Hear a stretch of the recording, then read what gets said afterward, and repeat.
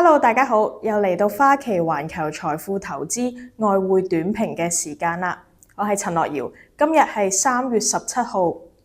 今年日本春季嘅工資談判初值顯示，喺新一年將平均加薪約5.46%，略高過舊年嘅5.1%。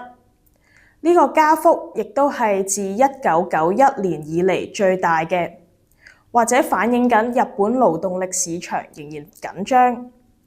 花旗分析員認為，5月份日本嘅預定現金收入按年升幅有機會由而家嘅3%加快到大概3.5%，增加今年下半年消費復甦嘅可能。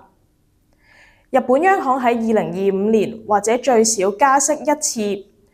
我哋繼續認為美元對日元可能喺今年跌至大約140或者以下嘅水平。另一方面，如果聯儲局喺6月份停止縮減資產負債表，屆時或者有更加利淡美金嘅因素，較有利日元對美元喺下半年嘅表現。另外，澳洲本地經濟仍然強勁，正係經歷緊 U 型復甦。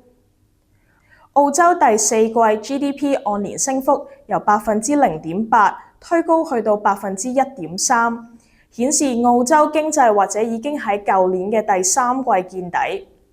花旗分析員認為，澳洲央行並唔急住減息，維持預期澳洲央行喺今年內嘅5月同埋8月減息2次。